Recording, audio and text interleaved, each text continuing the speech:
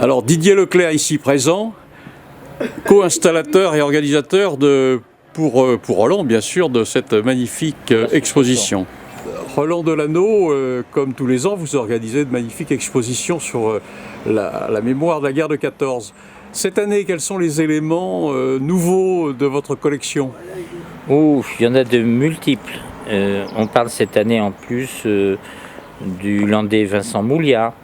On a insisté sur les frères Navarre, les jumeaux de Tartas. On a insisté sur Maurice Boyau, qui était à l'époque il était capitaine de l'équipe de rugby du Racing et il empruntait l'avion pour aller jouer le match du dimanche, ce qui se fait un peu moins maintenant. L'objet exceptionnel que vous présentez cette année, quel est-il? Il y en a plein. Ce ne sont pas des objets, ce sont des anecdotes, mais je parle surtout des mobilisés de Seignos, qui étaient 90. 24 ne sont pas rentrés, d'autres ont été blessés. Et puis la construction du monument aux morts de Seignos, qui est particulier, cette magnifique femme au point levé qui dit « plus jamais ça ».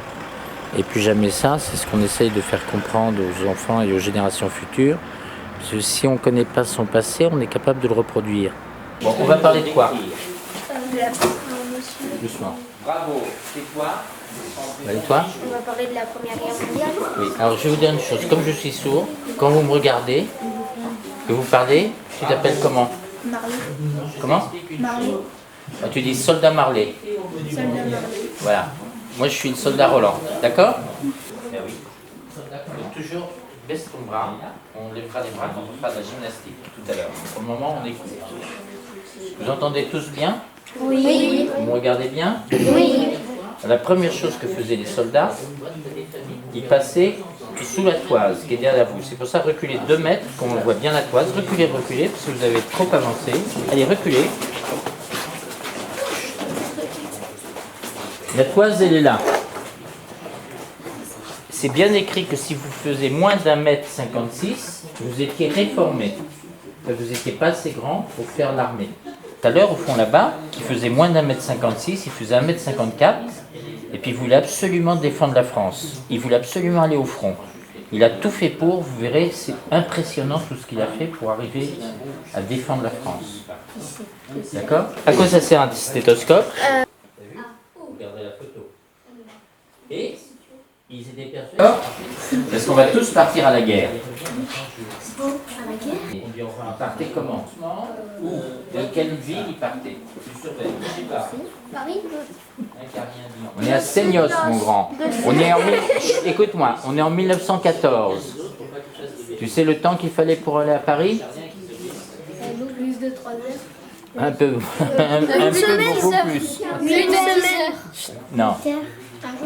Non, c'est pas ça l'important. C'est que si tu veux, un soldat de Seignos, il avait 2 choix, mais c'est pas lui qui choisissait, c'est l'armée. Soit il allait à Bayonne, soit il allait à Mont-de-Marsan. Et vous leur donnerez le double. Quelqu'un connaît Bayonne bien? Oui. Est-ce qu'un seul de vous connaît le monument aux morts de Bayonne? Oui. Ah oui. Oui?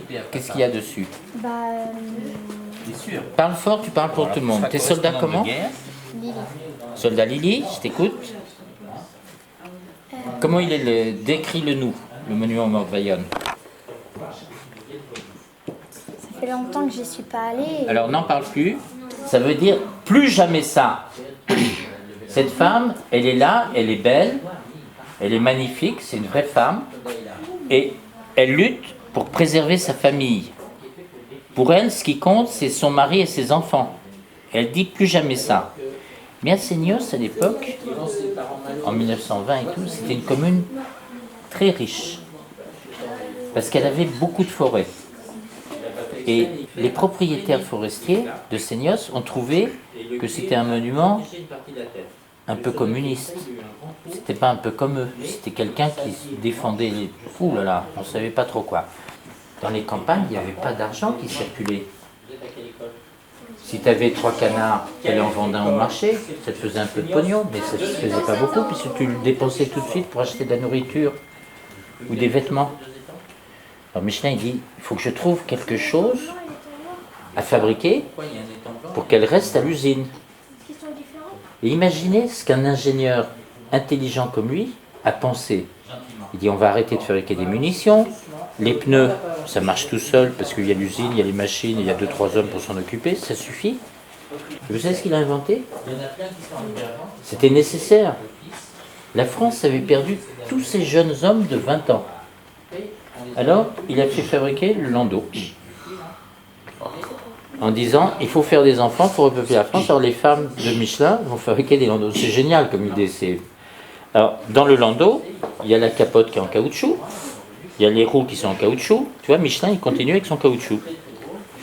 Ok? Mais quand j'étais petit, on nous disait que c'était du paternalisme et tout. Mais déjà, doubler ses employés avant de partir et penser à des choses comme ça, c'est plus du paternalisme, c'est de l'humanité.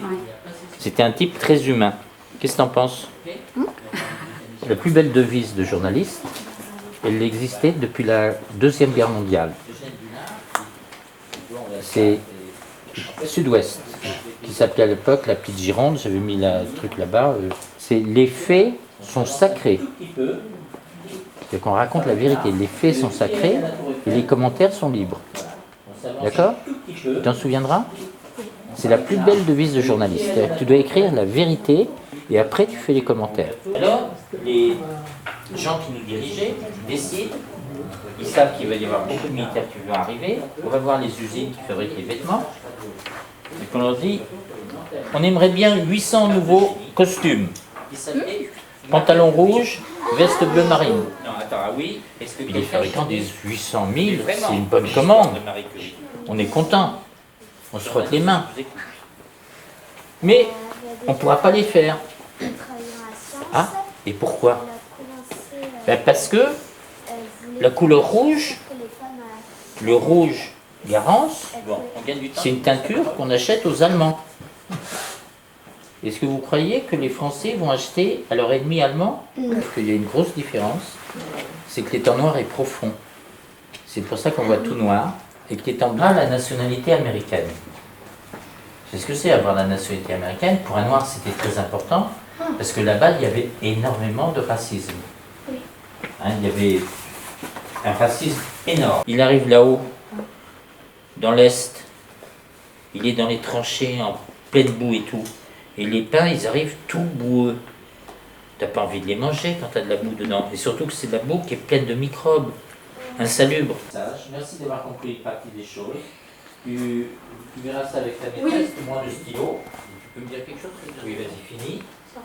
Et surtout, vous venez quand vous voulez. Mais je pense que ça faut bien prendre le temps de regarder, parce que là déjà ça nous a donné envie de revenir. Voilà. Oui, parce que c'est ouvert. Mais demain, samedi et dimanche l'exposition. Et l'après-midi, vous êtes. Ce sont des pierres de Bidache. Et vous savez ce qui se passe? Il y a les mêmes dans la mairie de Saint-Vincent-de-Tyrosse. Et c'est de là que sont partis les soldats.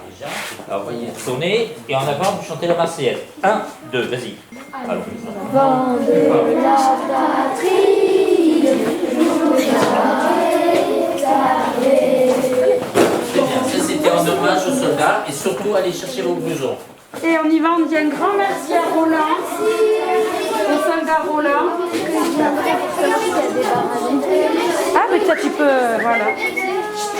Calo. Je vous lis juste... Mon cher Roland, ben, à l'année prochaine. Ils auraient une jambe en moins, 2 jambes en moins, ou peut-être un bras, tu t'imagines? Donc elle est bien.